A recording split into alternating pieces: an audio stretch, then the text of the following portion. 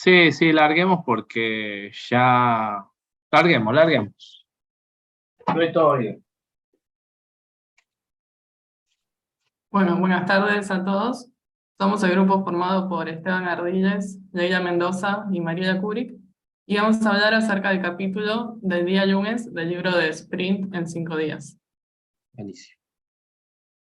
El primer día del sprint se organiza de la siguiente forma. Por la mañana se empieza por el final, fijando una meta a largo plazo, luego se crea un mapa del desafío. Por la tarde se consulta a los expertos de la empresa para que compartan su conocimiento y además hay que elegir un objetivo, una parte ambiciosa pero manejable del problema que se pueda solucionar en una semana.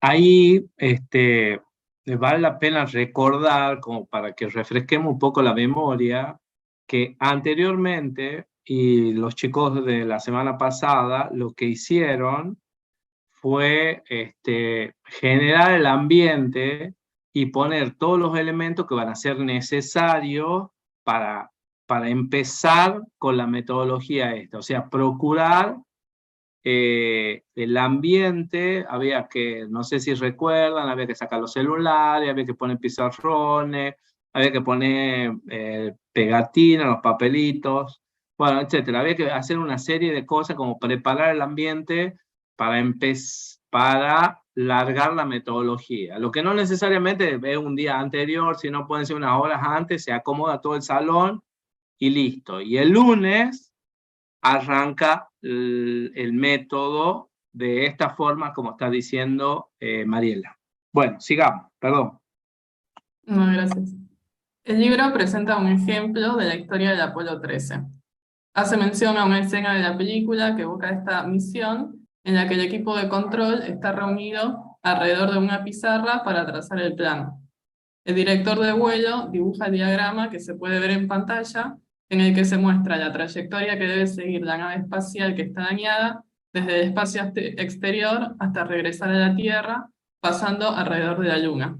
Había un objetivo claro, que es que para que los astronautas volvieran sanos y salvos, el equipo de control de la misión debía mantenerlos con vida y en la trayectoria correcta durante todo el tiempo, que durara el viaje. Este dibujo ayudaba al grupo a mantenerse concentrado en los problemas adecuados a pesar del caos. La estrategia que utilizaron fue la siguiente.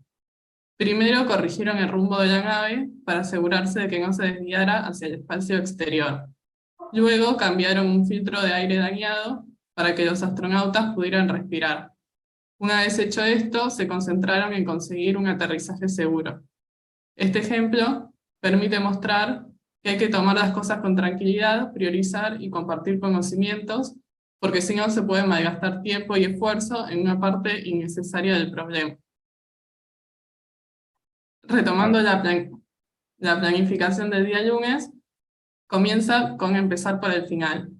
Esto consiste en mirar hacia adelante. Al igual que en el ejemplo del Apolo 13, el equipo debe fijar los puntos clave, la meta a largo plazo y las preguntas difíciles que se deben responder. Para empezar con la reunión de equipo, hay que plantear preguntas como ¿por qué estamos en este proyecto? ¿Dónde queremos estar dentro de 6 meses, de un año o de 5? La duración de la discusión hasta ponerse de acuerdo en la meta puede variar. El libro menciona que el equipo de Blue Bottle Coffee le resultó sencillo establecer la meta a largo plazo, mientras que a Sabiok, la empresa que fabrica el robot Relay, le resultó más difícil. La meta debe reflejar los principios y las aspiraciones del equipo. Una vez fijada, debe ser escrita en la pizarra para que acompañe durante todo el sprint. El libro hace referencia a que hay que mostrar un cambio de actitud con respecto a la descripción de la meta a largo plazo, donde los equipos son optimistas. Ahora es necesario ser pesimista e imaginar que pasó un año y que el proyecto es un desastre. Hay que hacerse preguntas como ¿cuál fue la causa del fracaso? Y ¿cómo es posible que la meta se haya torcido? Tras cada meta se esconden hipótesis peligrosas que cuanto más tiempo tarden en ser examinadas, mayor será el riesgo. El sprint permite descubrir esas hipótesis, convertirlas en preguntas y encontrar las respuestas.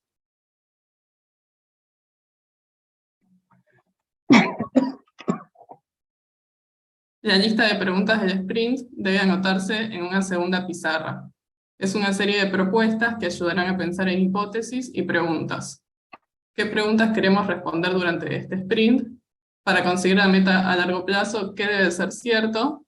Y si viajáramos al futuro y el proyecto hubiera fracasado, ¿cuál podría ser la causa? Al empezar por el final, mediante estas preguntas, el equipo puede enfrentar sus mayores temores. Las preguntas importantes pueden ser incómodas, pero será un alivio verlas anotadas en el mismo lugar.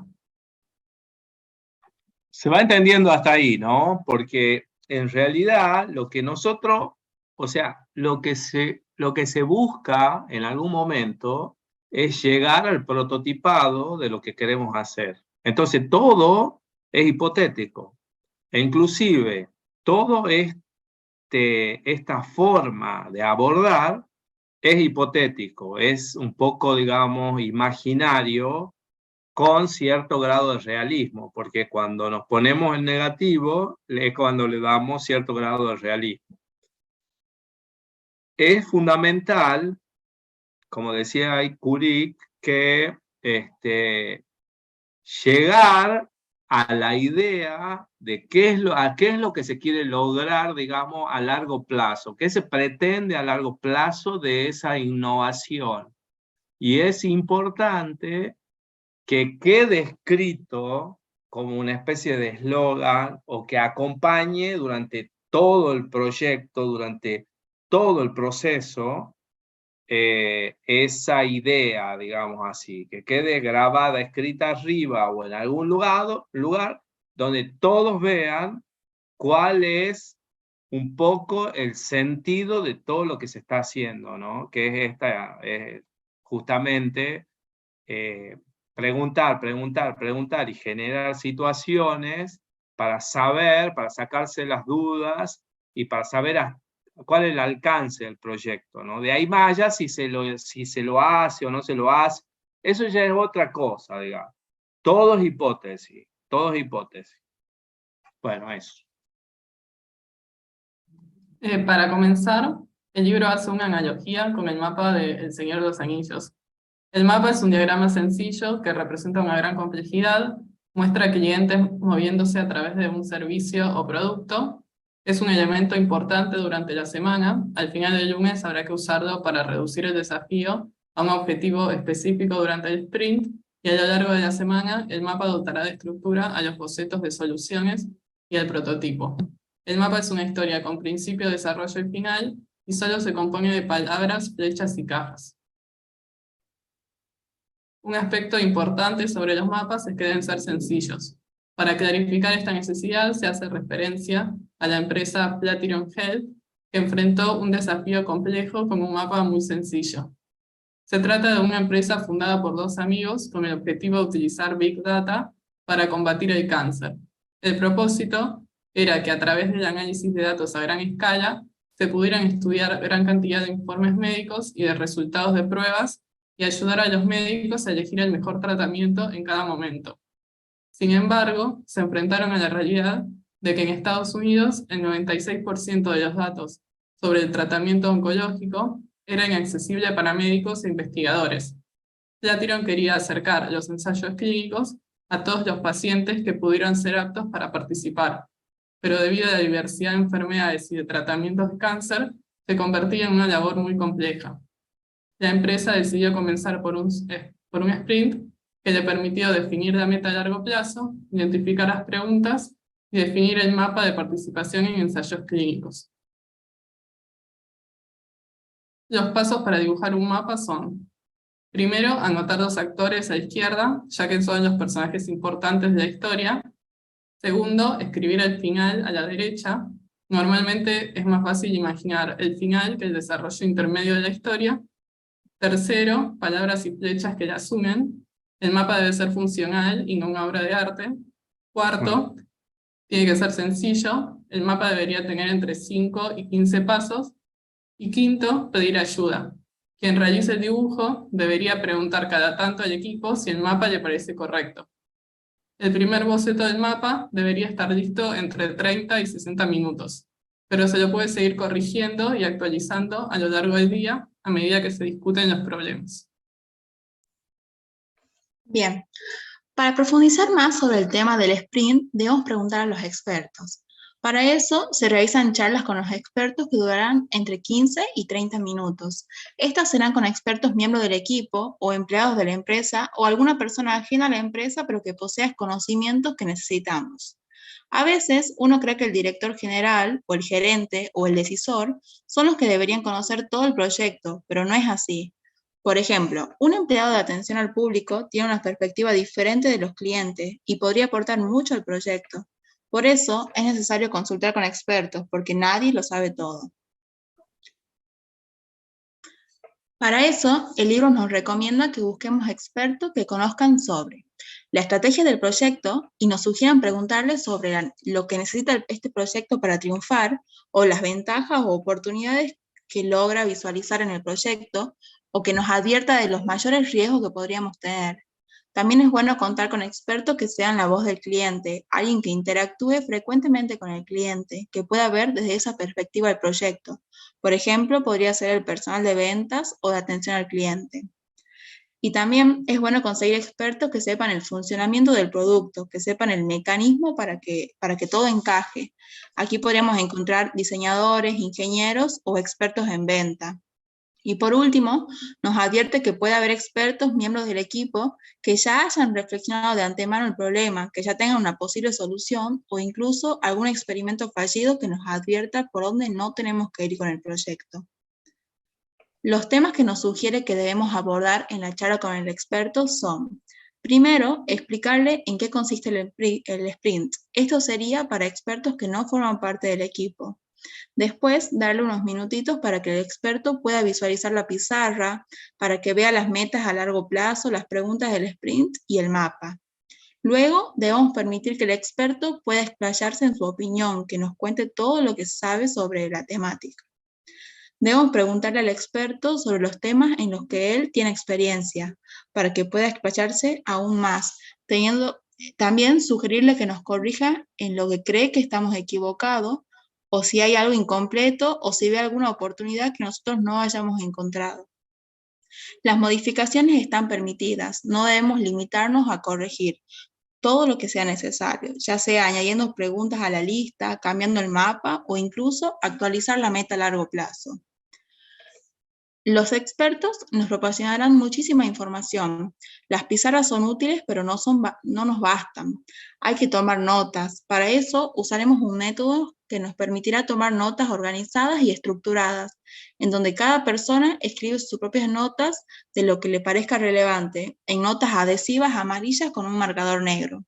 Las notas serán redactadas en forma de preguntas que empiezan con ¿cómo podríamos?, que lo representaremos con una C y una P. Formularlo en este formato de pregunta nos ayuda a abordar los temas de una manera optimista, buscando oportunidades y desafíos para resolverlas. Para seguir la metodología, seguiremos los siguientes pasos. Primero, escribiremos CP en la esquina superior izquierda de la nota adhesiva. Segundo, escucharemos lo que el experto nos está contando. Tercero, cuando oigamos algo interesante, pensaremos cómo convertirlo en una pregunta con el formato ¿cómo podríamos? Cuarto, escribimos la pregunta en la nota. Y por último, separamos la nota y la ponemos a un lado y seguimos escuchando al experto. Al finalizar la charla con los expertos, cada miembro del equipo tendrá varias notas adhesivas con las preguntas que formuló. Y entre todo el equipo se suelen generar unas 30 a 100 notas. El equipo pegará todas las notas en una pared y luego juntará las notas con temas similares en sectores de la pared. Las notas que no tengan un tema definido serán colocadas en un sector específico de la pared. Le pondremos en una nota adhesiva el título de cada grupo de notas. Esta tarea de organizar la nota debe durar unos 10 minutos. Luego se elegirán las mejores notas. Para esto, el equipo realizará una votación que consiste en que cada miembro del equipo tendrá 2 círculos adhesivos que los colocarán en la nota que les resulte más útil. Ellos pueden votar su propia nota o pueden votar 2 veces la misma nota. El decisor tendrá 4 círculos adhesivos para votar. Al finalizar la votación, las notas con mayor puntaje serán las prioritarias y se las pegará en el mapa. La última tarea del ¿Tuvieron, a ver, dame un segundo, Esteban? Sí. ¿Tuvieron algunos de los que estamos acá, tuvieron la oportunidad de participar en algo similar o no, o nunca lo vieron? ¿Tuvieron la posibilidad de estar con alguna temática puntual, digamos así, con un experto al frente y poder desarrollar preguntas, ya sea en los papelitos, en una carpeta o donde sea? Pero en relación a un proyecto, ¿no es cierto? En relación a algo que intentamos hacer, que intentamos desarrollar. ¿Tuvieron la oportunidad en algún momento de hacerlo o no? Yo no, profe. El resto, Básicamente levantando requisitos de un proyecto, por ejemplo, algo por el y estilo. bueno, lo que pasa es que ahí los requisitos es puntual, por ejemplo. O acá, o sea, los requisitos sería lo que vos necesites. A ver, si no entendí mal, el requisito sería lo que vos necesitas para desarrollar el proyecto. En este caso, es el experto y la necesidad de información para poder armar tu proyecto, digamos así. Más que el requerimiento, la información. Pero sí, podría ser los requerimientos también si el producto que estamos por hacer es un software, ¿no? O o algún, ¿cómo sería? O algún servicio que vamos a dar. Sí, de ese estilo, sí, por ahí hay que dar una solución a algo y te juntás con el experto ahí, en mi trabajo por lo menos, juntábamos con el experto y veíamos qué solución le podíamos dar, sea por software o por otros medios, digamos. ¿Para qué caso, por ejemplo? ¿Qué era? ¿Qué situación era? Y, por ejemplo, ahí en Scania para acomodar los pedidos de logística, por ejemplo. Claro. Algo por el estilo. Al final terminábamos levantando requisitos, pero teníamos esas reuniones como para aclarar algunos No, términos. y es muy importante. O sea, lo que tenían que hacer era cómo solucionar los pedidos, pues los elementos, los productos, sería algo así. Claro, para ordenar cuántas piezas tienen que pedir por semana, básicamente. O sea, Para terminar cómo calcularla, para que la logística sepa, digamos, a grandes tienen rasgos. que pedir o tienen que fabricar. Tenían la necesidad de saber cuánto tenían que pedir para poder estar fabricando todo el tiempo, digamos. Ah, ya. Claro, ahí eso es como una planificación De la una necesidad del planificación de material. producción, claro, eso es como una planificación de producción. Por ejemplo, podría ser un requerimiento, digamos, una situación era cómo, en la obra social, era cómo le hago llegar a los afiliados cuál es el mejor plan que le conviene, por ejemplo, de acuerdo a sus ingresos, de acuerdo a la cantidad de personas que tiene la familia, el grupo familiar, de acuerdo a los servicios que presta cada plan. ¿Me explico? O sea, la obra social tiene una serie de planes, no sé, un plan súper, un plan medio y un plan bajo, por ejemplo. Entonces, siempre pasaba que los afiliados, la gente que quería consumir la obra social, no sabe qué es lo que le convenía. Nunca saben qué es lo que le convenía. Y los vendedores del producto tampoco sabían lo que les convenía. ¿Por qué? Porque capaz que si tengo un grupo familiar, tengo 4 hijos, por ejemplo, soy una familia, padre, madre y 4 hijos, por ejemplo, chicos en edad de hasta 10 años. Por ejemplo.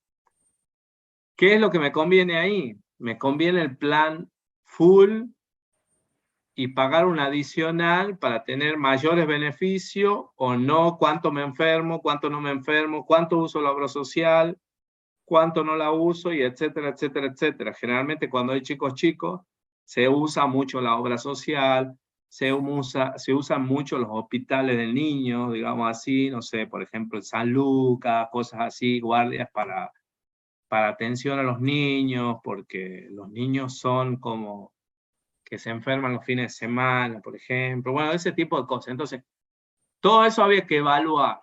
Y era muy difícil, porque en realidad el que tiene la necesidad, el que sabe realmente qué consumir o cuál es su situación, es el afiliado, digamos así.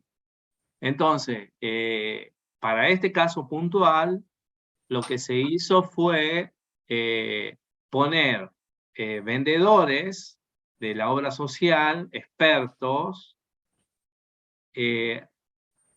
a los cuales se les podía sacar información, digamos así, de hasta dónde llegan, cuál es la mayor cantidad de personas, por ejemplo, de a dónde vienen los afiliados, si vienen de la construcción, si vienen de, no sé, de de alguna fábrica, o si vienen, no sé, de empleado de comercio, o si vienen de la educación. Entonces, como por ahí ellos como que saben un poco más de a dónde viene el grueso, a dónde ofertan, como que también saben un poco más de cómo se conforman los grupos familiares y por ahí tienen alguna idea. Y se convocó también a personas que pretendían tener la obra social, no que la tenían. Para ver cuál era la necesidad. Y bueno, ahí lo que se hizo, cuál fue la solución, es armar un cotizador en una página web donde se consideraban todas estas variables, o sea, el prototipado, ¿no? Donde se consideraban todas estas variables que se iban levantando. El sueldo es una variable, el sueldo neto es una variable clave, sí o no, la cantidad de hijos, si también la subo a la abuela, si tengo adicionales, no sé, a la tía, al tío, no sé a quién, si además consumo mucho medicamento, poco medicamento, bueno, o sea, todo ese tipo de situaciones se fue relevando, se sacó la duda con los expertos, ¿sí? Y se diseñó el prototipado de un cotizador. Eso fue muy simple porque, bueno, con una planilla de cálculo medianamente lo voy haciendo, pero bueno, después había que subirlo a una página web y que las personas puedan ingresar, ya sean los vendedores o los afiliados, y puedan saber exactamente qué es lo que van a necesitar y medianamente cuánto van a pagar de adicional o no, según el caso. Pero bueno, eso fue muy interesante, esa experiencia, digamos así, y la posibilidad de este contacto con los expertos para poder presentar un supuesto producto, digamos así. Era una cosa simple, pero muy útil a la hora de generar alguna solución, digamos, ¿no? Sin querer queriendo se llegó a eso, a ese prototipado. Bueno, yo les cuento como experiencia, nada más. A ver, Esteban, sigamos. Bien, sí, volviendo al tema del sprint. Bueno, la última tarea del lunes consiste en elegir un objetivo para el sprint. El decisor debe elegir quién es el cliente más importante y cuál es el momento crítico en la experiencia de dicho cliente. Esto va a marcar una base, ya que tanto los bocetos, el prototipo y la prueba se van a desarrollar a partir de esta decisión. Casi todos los decisores son capaces de elegir un objetivo el lunes por la tarde con facilidad, pero a veces el decisor pide opiniones antes de elegir. Si ese es el caso, puede hacerse una votación rápida y silenciosa para recopilar la opinión del equipo. Una votación silenciosa es cuando cada miembro del equipo anota en un trozo de papel el cliente y el acontecimiento que ellos elegirían como objetivo. Entonces se discuten las diferencias de opinión más importante, pero el decisor es quien elige la que cree conveniente. Él tiene la última palabra, sería. Claro. Una vez fijado el objetivo, hay que repasar las preguntas del sprint. Normalmente no todas las preguntas pueden contestarse en el curso de un sprint, pero seguro hay un par de ellas relacionadas con el objetivo. El lunes por la tarde ya estaría fijada una meta a largo plazo y las preguntas que deben responderse a lo largo del sprint. El mapa está hecho y se ha señalado el objetivo del sprint. Todos los miembros del equipo cuentan con la misma información y todos entienden cuál es el objetivo de la semana. El siguiente paso durante el martes va a ser encontrar las soluciones. Recordemos que el facilitador es quien guía al equipo y controla los tiempos, y este libro orienta a las personas que cumplirá dicho rol con ciertas recomendaciones, y estas son algunas de las notas para el día lunes. Debe pedir permiso. Se recomienda que el facilitador pregunte al grupo si están de acuerdo con que él controle los tiempos y los facilite. Generalmente todos aceptan, por lo que el facilitador se sentirá con más comodidad y el grupo sabrá que ya hay un encargado de cumplir ese rol. Siempre se debe estar atento. El lunes será el día que más trabajará, ya que además de guiar al grupo a lo largo de las actividades, será el responsable de anotar las ideas clave en la pizarra, resumiendo las discusiones del equipo en la pizarra, preguntando al equipo si les parece bien lo que va anotando o bien preguntando cómo anota alguna idea. Además, el encargado de alentar al equipo cuando está estancando, haciendo preguntas para anotarlo en la pizarra. La pizarra será el cerebro que comparte con todo el equipo. Es trabajo del facilitador mantenerla organizada para que todos puedan ser más listos, puedan recordar mejor y puedan tomar unas decisiones más rápidas. Tercero, debe formular preguntas obvias para que no quede nada sin aclarar. El facilitador necesita preguntar muchas veces por qué y hacer preguntas cuya respuesta conocen todos. Tratar lo más obvio evita malentendido y suele sacar a la luz detalles que no todos conocen. En un sprint hay que actuar como si no se supiera nada. Además, debe cuidar a las personas. El facilitador debe mantener al equipo en el camino correcto y lograr que la energía siempre sea positiva, dando descansos frecuentes, por ejemplo, 10 minutos cada hora u hora y media. Y para almorzar, un buen horario de almuerzo es a la 1, ya que divide la jornada en bloques de 3 horas a la mañana y 3 horas a la tarde. Pero también debe asegurarse que no sea un almuerzo pesado. Por último, debe decidir y avanzar. No debe permitir que el grupo mantenga debates poco productivos que no ayuden a tomar una decisión. Cuando la toma de una decisión es lenta o no resulta evidente, el deber del facilitador consiste en recurrir al decisor. Él es quien debe tomar una decisión para que el equipo pueda avanzar. A ver. Por último, el libro ofrece una lista de actividades y horarios a cumplir que nos permite ir completando las actividades que ya hayamos realizado. Si bien estos horarios son flexibles, se recomienda cumplirlos. Y aquí detallamos dichas actividades.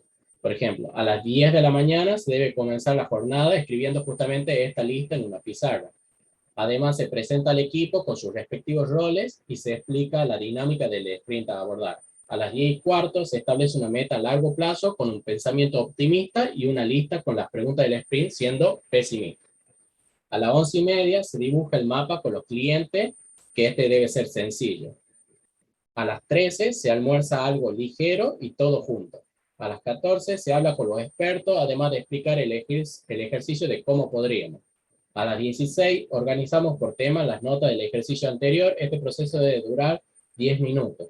Luego se vota y se ponen en el mapa las notas ganadoras. A las 16:30 se elige un objetivo donde rodearemos con un círculo al cliente más importante y con otro una de las ideas clave del mapa. El equipo puede opinar, pero el decisor tiene la última palabra. Y con esto finaliza el día lunes. Muchas gracias. Buenísimo. No sé si hay alguna duda, el resto de la gente, ¿qué opinan? ¿Qué dicen?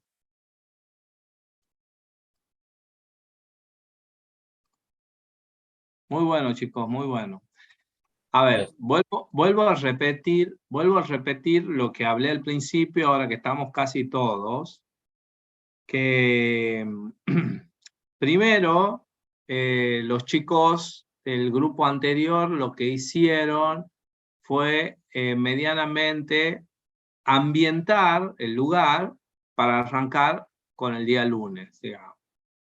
El día lunes plantea en su fundamento sacarnos todas las dudas que tengamos sobre el proyecto en sí. Y poder llegar a este listado de tareas, de preguntas, y agruparlas según medianamente la temática. Cuando uno tiene todos los papeles, digamos, pegados y todas las preguntas formuladas, se da cuenta que hay preguntas que son como que pertenecen a la misma situación, digamos así, las puedo agrupar. Las puedo agrupar por situación. Por ejemplo, si tengo que diseñar una máquina y varios detectan que, ¿cómo hago girar la ruedita, por ejemplo? Si la máquina tuviese que, ¿cómo hago girar esa rueda? Bueno, entonces lo que hago, agrupo por esa temática, con método o situaciones de cómo giro esa rueda, con un motor, con una correa, con una manija, etcétera, etcétera, etcétera. Pongo todas las alternativas que surjan y recordar que después hay que votar de cuál sería la mejor solución.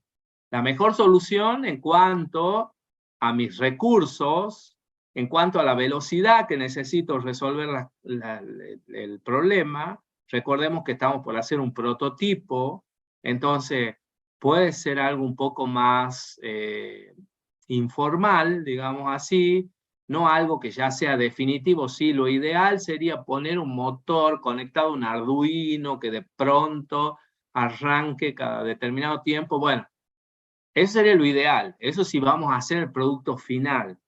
Pero como el objetivo es armar un prototipo, digamos así, simplemente con que lo haga girar yo esa rueda y algo funcione y que esa rueda, no sé, saque un poco de agua, listo, es suficiente como para ya tener el modelo hecho. Como les digo, siempre es necesario considerar que estamos por hacer un prototipo. Si tengo que utilizar una impresora 3D o si tengo que utilizar algún recurso a futuro, digamos así, bueno, lo utilizaré, pero van a ser todos materiales transitorios, porque no es algo, no es un producto terminado que sí o sí tengo que hacerlo, digamos así. No sé si me explico. Estoy como diseñando y tratando de hacer algo ahí para que después, llegado el final, los que van a consumir ese producto tengan una mínima experiencia con ese producto, pero mínima, digamos así, un mínimo contacto como para tener una idea si lo que estoy innovando, si lo que estoy por desarrollar medianamente va a tener éxito o no, digamos. Pero bueno, el lunes es clave para sacarnos la duda e involucrarnos con el proyecto. Como dicen los chicos, siempre al final de cada capítulo hay como un checklist donde puedo, como esto es una metodología, entonces puedo ir chequeando, realmente realicé esto, nos faltó hacer esto, en este momento no es necesario seguir rigurosamente los tiempos. Sí, los tiempos, por ejemplo, de desarrollo del experto. El experto tiene 15, 20 minutos para desarrollar la idea, listo. Y yo tengo no más de 3 minutos para desarrollar las preguntas, listo. O sea, eso sí es importante. Es importante que no haya desgaste, digamos así, entre las personas que están en el proyecto, ¿no? ¿Por qué? Porque el distender, el alargar el tiempo, en preguntar demasiado o empezar a preguntar cosas, está bien, hay que sacar las obviedades del medio, pero entre preguntar cosas que ya son como volver a preguntar lo mismo, como que empiezas a desgastar, y es lunes, digamos, todavía nos faltan 4 días más. 4 días de proyectos más. Bueno, no sé si queda alguna duda, si alguien tiene alguna duda más o menos de cómo es, por lo menos el día lunes.